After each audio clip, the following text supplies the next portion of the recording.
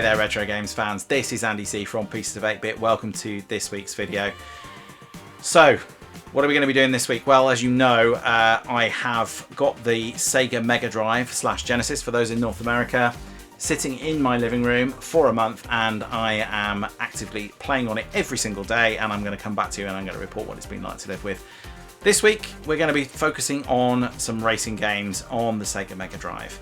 Now, the reason I'm focusing on racing games on the Sega Mega Drive is that for two reasons. One is that I think the fourth generation of console gaming was a real golden age for the racing game.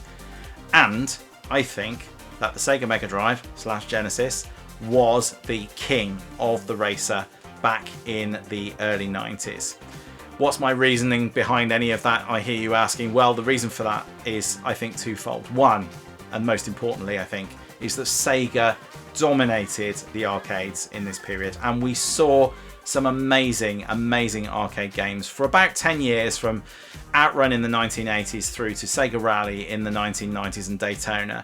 Sega just dominated the racers. You could sit side by side in arcade cabinets. I remember going down to London in the 1990s and going to Sega World down on Oxford Street, and there was just, 7-8-way Daytona and things like that you could play down there. They just dominated. Now, when the fifth generation came along, we got the Sony PlayStation, things really started to change. We saw the advent of the likes of Gran Turismo. Later on, in the sixth generation, we started to see Forza and Project Gotham Racing coming along, advancements in Gran Turismo that made it look almost photorealistic. Even on the PlayStation 2, it looked incredible. So we really did start to see a change. We saw more simulators, more attention to detail. But when it came to the late 80s and up to the sort of mid 90s, Sega dominated, and their racers were second to none. And I think some of the racing games that they've got, they had back then, even today, are still some of the best racers ever produced. And it is such a shame that Sega don't make racing games anymore. Going to the Mega Drive, of course, so coming away from the arcade for a second, the Mega Drive was an incredibly powerful machine. It was twice as powerful in terms of clock speed on the CPU as the SNES, and so that meant that was fantastic for racing games. When you needed those fast-paced, buttery smooth graphics, the Sega Mega Drive was just so much better placed than the SNES. And it's not that the SNES was bad. We had some amazing titles on the SNES. We had F-Zero, we had Super Mario Kart, which obviously today is still an absolute behemoth when it comes to the kart racing genre. But they were more sort of fantasy, sci-fi type things. When it came to real racing simulation, you had to have the Mega Drive. There were games that crossed both platforms, things like Micro Machines, where you would see on both platforms. But if you wanted that realism, and realism by early 1990s standards, I point out here, then the Sega Mega Drive was the place to go. You got all of the titles that existed across all the other platforms, of course. We had some fantastic titles across many platforms. We had our Lotus Turbo Challenge, Lotus 2 and Lotus 3, amazing games. We had Road Rash, of course, absolutely fantastic sort of motorbikes and battling each other, those kind of games. We had some weird entries, so we had Street Racer, which was sort of a Street Fighter come Mario Kart crossover. We had Test Drive 2, which was somewhat mixed in terms of its received, how it was received. But if you wanted all of the others, then you needed to have the Mega Drive. Now, there were some absolutely amazing games on the Mega Drive. I've picked 4 to go through with you today. Those 4 are absolute classics in their own right. The first is Super Hang-On, which is a motorbike game, very similar to my next pick, except with motorbikes. So my next pick is OutRun, of course, which is just probably one of the most well-known racing games out there. It's such a shame that Sega don't make that anymore as well. OutRun 2 is one of my absolute favourite games. The original OutRun in the arcade was just a fabulous game, and I seek it out. If I go to a retro arcade, I'll always seek OutRun out, and it's one of those games where you would sit down, you could have the cabinet which would sit down, and you would move and all that kind of thing. So that was just my idea of heaven. I loved that. Monaco GP and Ayrton Senna Monaco GP2, that was basically an F1 simulator for all intents and purposes. Really tough game to play. Not a game I absolutely love, because it is just so hard. I think if you put the hours into it, I think you would get on really well with it. The second one is, I think I prefer the second to the first. It's a bit easier to control, but we'll talk about it. We'll talk about it as we get into it. And the other one, of course, is Virtua Racer. And Virtua Racer is very, very interesting because it came on a special cart. Now, we'd seen special carts on the Mega Drive before. We saw Micro Machines 2. Micro Machines 2 came with a J cart, and it was only on the Mega Drive that it came with this special cart. Only about 8 games came out with the J cart, and it had 2 extra ports on the top, which allowed you to have 4-way play, which in the early 90s, completely unheard of. No other platform did it. So the ability to play 4-way with Micro Machines was fantastic. Fantastic little game anyway, but it's a Codemasters game, not a Sega game, which is why we're not going to be covering it today. And then yes, Virtua Racer, of course, which I mentioned. Virtua Racer came with a special cart which actually had a graphics processor inside the cartridge. Made the cartridges very, very expensive, so Virtua Racer was a real premium game. I think it was about £70 in the UK and $100 in the US, which in 1992 when it came out was pretty pricey. But what it achieved, so sort of true 3D racing game on a 16-bit 4th generation console, absolutely incredible. The Sega were very good at that, sort of expanding and extending the life of its consoles, especially in the Mega Drive. We saw the 32X and the Sega CD as well, but this was particularly impressive, as you will see when I do it later on. So there you go. Those are the games I'm going to review. So we're going to have a look at those. I've done a bit of gameplay footage like I always do. I'll talk a little bit about the games and the history and why they are interesting and why I think they are absolute behemoths. We'll come back at the end. We'll talk about whether these games are still good in 2025, whether it's still worth revisiting them, and whether we still think that the Sega Mega Drive / Genesis is still the undisputed king of the racer. And certainly the undisputed king of the 4th generation racer especially. So let's get dug straight in and let's have a look at these 4 games and yeah, let's get playing.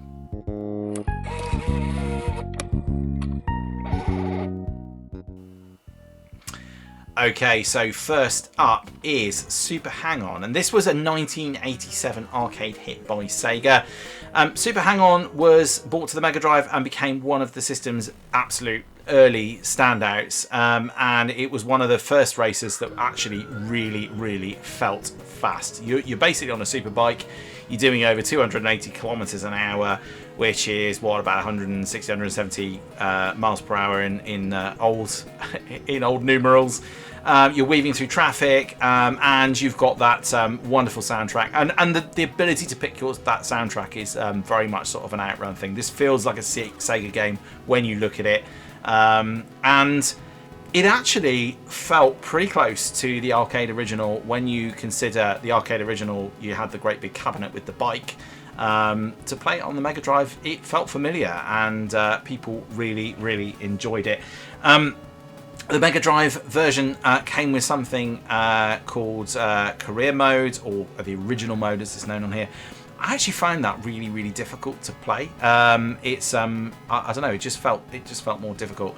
And the idea is you've got a rival and you can sort of change your bike, and there's money involved, I think. And yeah, it's sort of a different spin on the game. What you're seeing here on the screen at the moment is just the arcade version, the straightforward arcade version that you play, and it is just a point-to-point race with a timer, and obviously we'll be talking about OutRun in a minute, but very similar in terms of the sort of style of gameplay, but with bikes, and really fast bikes.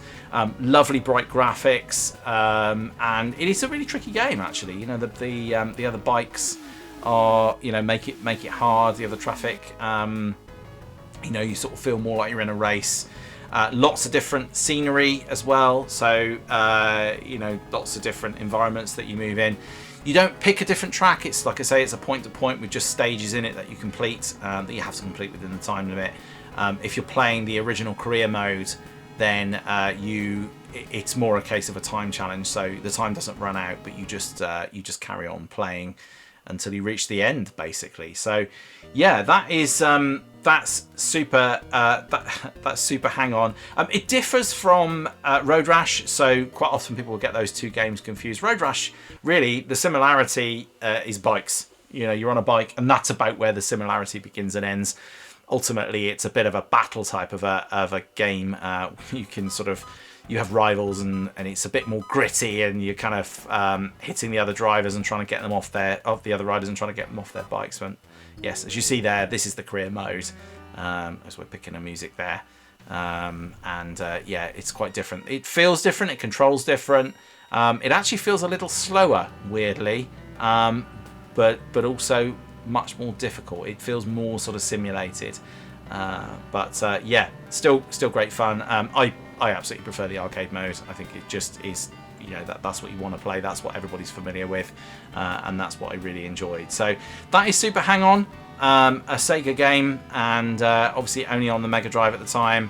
Absolutely fantastic game, and yeah, a real arcade classic that came to the Mega Drive and was a huge early hit for the Mega Drive. So let's now go and have a look at one of the absolute behemoths of racing games, and that game is OutRun.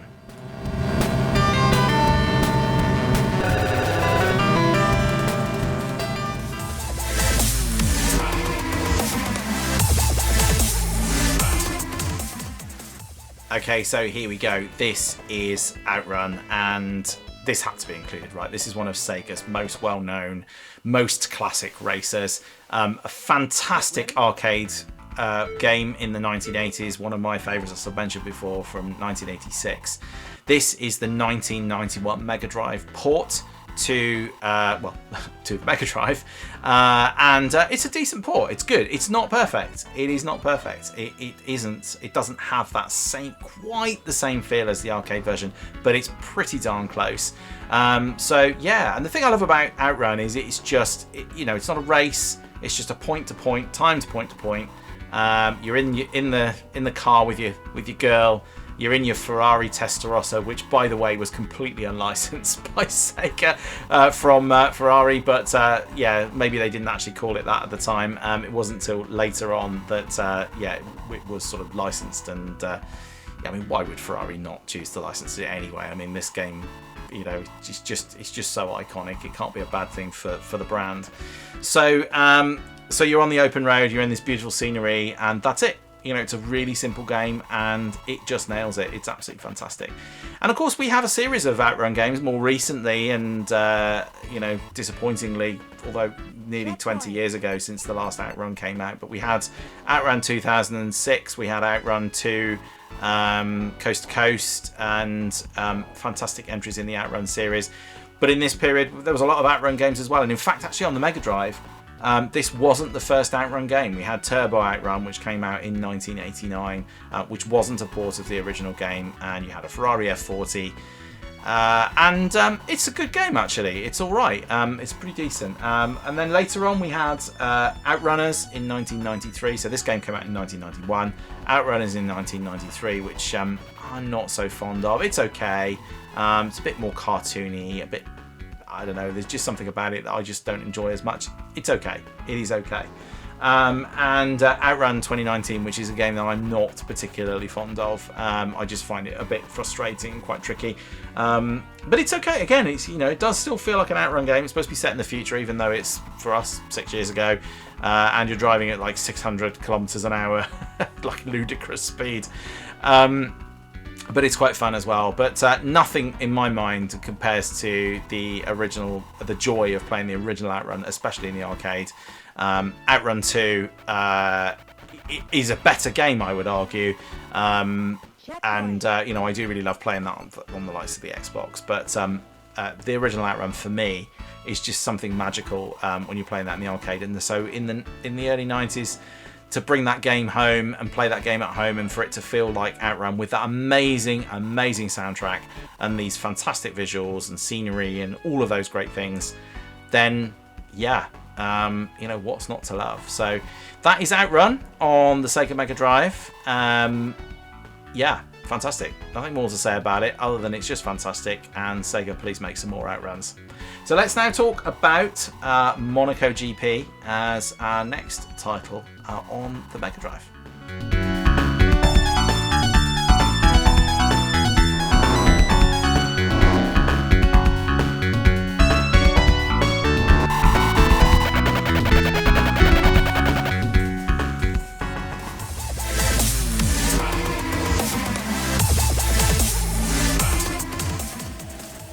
Okay, so now we're going to have a quick look at Super Monaco GP, and we're also going to have a look at Super Monaco GP2, which is Ayrton Senna's Super Monaco GP2, in fact.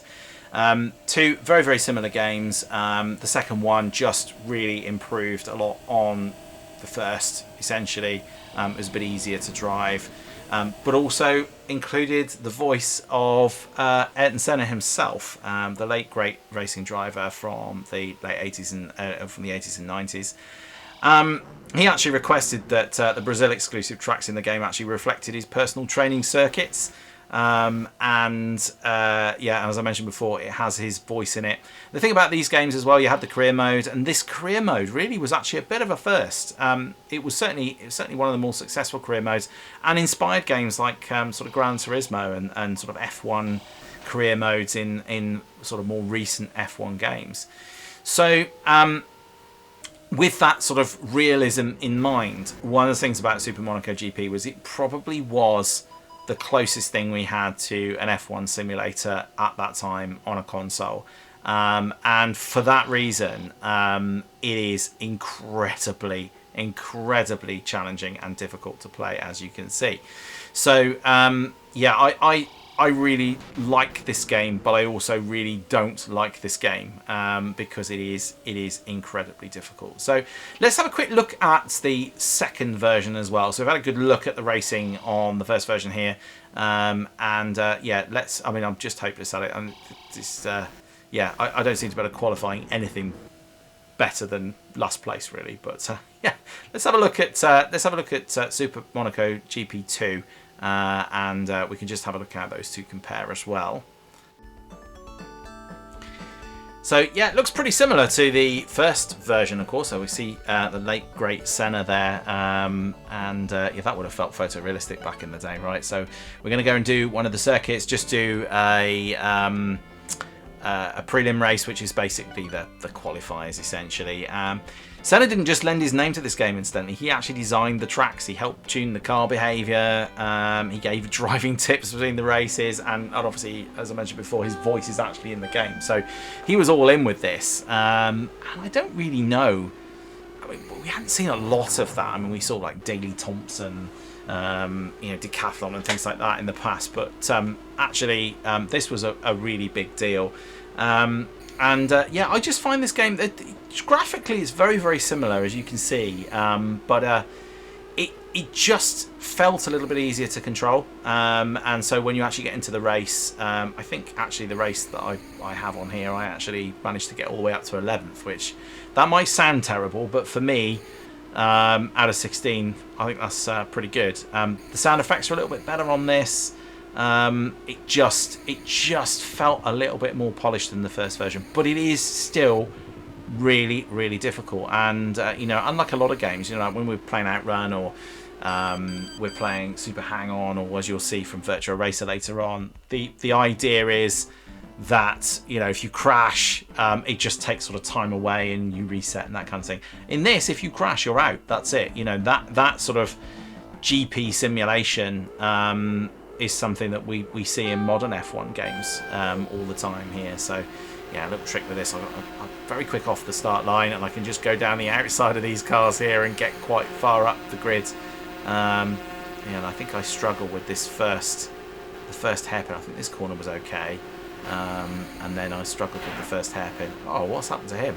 He's smoking out the backside there. Yeah, and then I'm back in 16th. And it took me most of the rest of the race.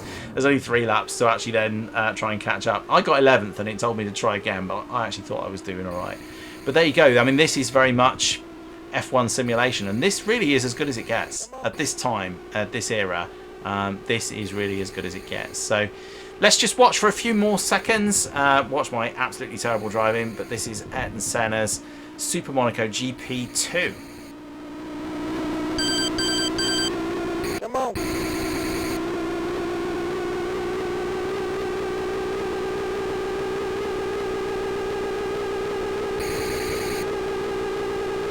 Come on.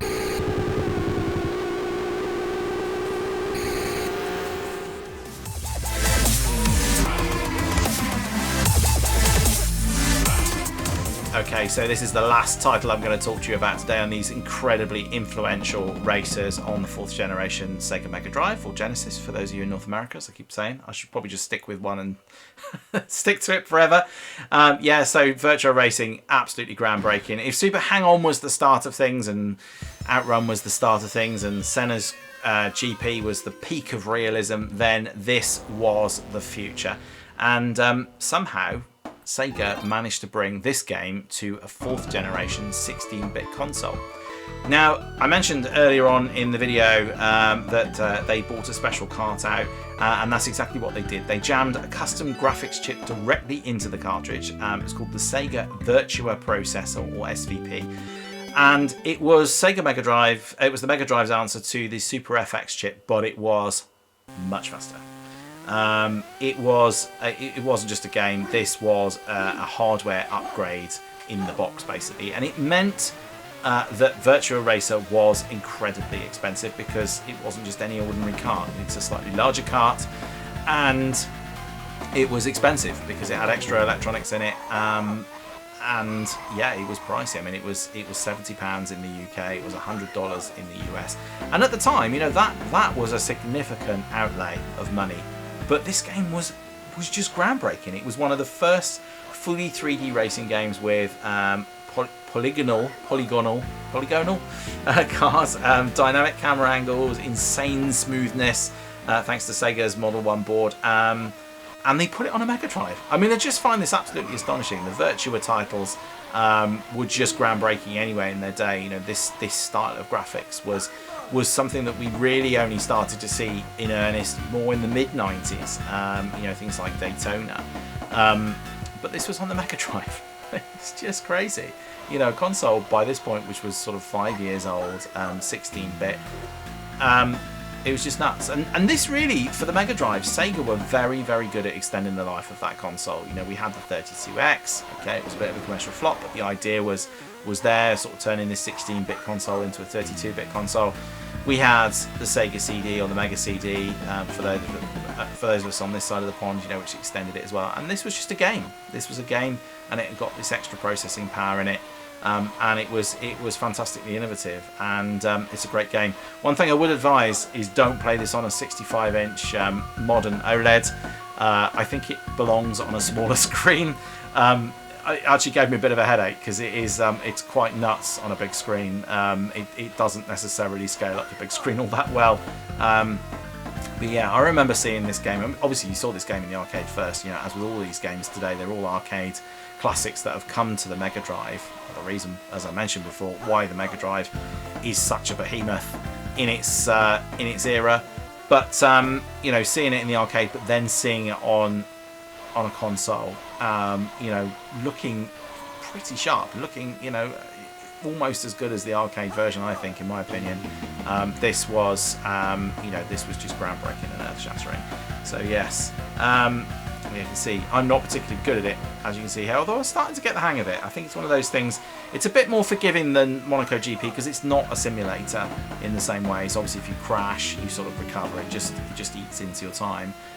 So it's a little bit more forgiving, but it is incredibly fast-paced. But yeah, it looks fantastic, doesn't it? I mean, look at the colours of that, and yeah, you know, in that era, it just would have blown my mind. And I say, yeah, massively helped by that SVP chip running at 23 megahertz. So it was no slouch by sort of mid-90s standards, and that actually was 3 times the speed of the actual Mega Drive CPU itself. So really, it was almost like a whole console in a cartridge, essentially. And I feel like you're just using the Mega Drive as a way of getting the stuff onto the TV. But yeah, absolutely fantastic. Okay, all right. So that is, oh well, that's a good time to stop anyway, isn't it? That is Virtua Racer. So let's go back and talk about what I thought about all of those fantastic racers on the Mega Drive.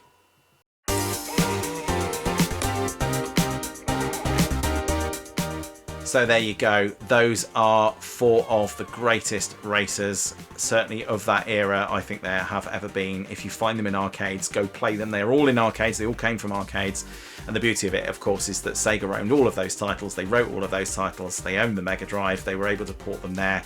Mega Drive being that much more powerful than the SNES meant that they could just do a really great job of bringing those games over. So if you wanted to play those arcade classics, Mega Drive is what you had to have. And if you imagine what it must have been like for somebody owning a Mega Drive, you know, I would have been a kid back then, and also I'd have been a sort of 13, 14 years old, I guess. When the Mega Drive came out, going and playing this around your friend's house, or if you were lucky enough to own one, you go to the arcade, you play these games in the arcade, you put your money in, go to your friend's house and play them on their console. What's not to love? They were fantastic. So let's talk a little bit about each of the games and how they stand up in 2025. So Super Hang-On, an absolute arcade classic. If you see it in an arcade, go play it. It has the movable bike on it if you get the full-blown cabinet. Absolutely fantastic game, great fun to play, fantastic port of the game. Obviously the arcade version is the definitive version, but the port is really, really good. You know, it's really faithful. Not a big fan of the career mode, but it's okay, it's fun, but it's the arcade mode where it's at, and it's just great fun. Very simple, great soundtrack, looks great, very simple to control, absolutely fantastic. OutRun, very much the same sort of view on OutRun. Obviously OutRun, one of my absolute favourite games, and I mentioned that we had a number of follow-ups. We had, in that generation, we had OutRunners, we had Turbo OutRun, we had OutRun 2019, which always amuses me, and then we had Coast to Coast, we had OutRun 2. So we had, you know, a number of OutRun entries. For me, the original OutRun in an arcade is just a joy. The simplicity of the game, that wonderful soundtrack, those lovely graphics, it felt suitably 80s. It's just a real walk down memory lane, but the Mega Drive version is faithful. It has that wonderful soundtrack, and it's great fun to play, you know. And if you're looking for a port of OutRun, I think the Mega Drive version is pretty darn good, and so it should be. So OutRun, yeah, I'll always tell people to go back and revisit OutRun. And if you play any of the sort of more modern sequels, they are also a joy too. OutRun 2 is just a fantastic, fantastic game. I absolutely love it. If you love OutRun, it's got that spirit of OutRun, but it's got the newer graphics. It's got a few more modes in it. It's fantastic, and that's also really good in the arcade if you find it. Not something you see so often, but also great fun if you see it in an arcade as well. Super Monaco GP, yeah, amazing, incredibly important game, you know, with its career modes and the idea of the sort of driving simulation, which wasn't really that commonplace at that time. Not a game I would necessarily want to go back and play, and the reason for that is because it's a simulation game, and there are obviously much better simulation games nowadays. We've got our Gran Turismos, we've got our Forza Motorsports, and we've got the F1 games as well, of course, and they're not perfect, but you know, if you want career modes and you want stunning graphics and you want realism, obviously they are going to be much, much better for you nowadays. But let's not forget, Super Monaco GP was an incredibly important game because it set the scene for that genre of game. And as a result, you know, it's a curiosity at this point. You can go back and play it. It's frustrating. It's hard. If you put the hours in, you'll get good at it. And that's unlike the likes of OutRun and Super Hang-On. You know, you don't need to invest loads of time in those to just get immediate enjoyment. These were serious games. Super Monaco GP and Super Monaco GP2, that was a serious game, and it's hard as a result and frustrating as a result of that too. We only ever really saw, you know, the only simulator that really springs to mind from that era is probably something like Hard Driving, which was also on the Sega Mega Drive.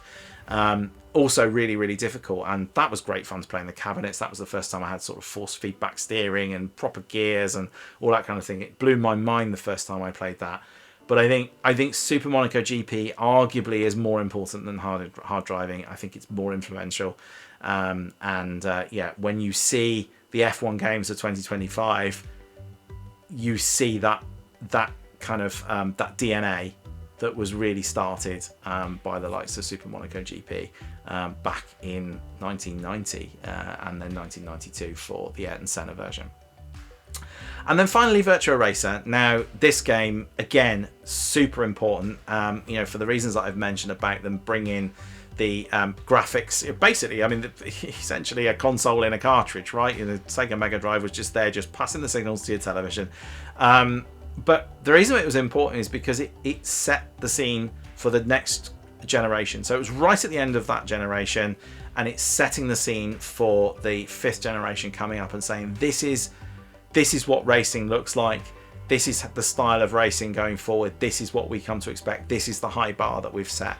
And so Virtua Racer is incredibly important from that perspective. And it is a great looking game. As I mentioned, don't play it on a 65-inch TV. It doesn't scale all that well, and it will give you a headache. It certainly gave me a headache. And it's probably not a game I would necessarily go and invest loads of time in now. But I have played it quite a bit. I bought the cartridge quite recently, actually, and it is a bigger cartridge. Yeah, it is good fun. But again, it's sort of, probably a curiosity. Go and look at it because it's important. If you find it in an arcade, absolutely go play it. I haven't seen Virtua Racer in an arcade for some time. Yeah, it's important because it as I mentioned before, it was the future. And it was on a 16-bit console, and that was just mind-blowing. So there you go, 4 absolutely fantastic games. I still think the Sega Mega Drive, certainly, it was never surpassed in that generation. And I don't think Sega really, when it came to racers, was surpassed until getting on for the 2000s. When you think about some of the games that we had through the 90s, in the mid-90s we then had Sega Rally. What an amazing game Sega Rally is. That is just, again, one of the best racers on the 5th generation. We had Daytona, but we were starting to see the likes of Sony really starting to muscle in on this territory. We had some amazing racing games on the PlayStation 1, so things were starting to change. But I think Sega, in terms of the arcade racer, was still king. Even when the Dreamcast came along, at the tail end of the 90s, we had Crazy Taxi, we had another version of Sega Rally.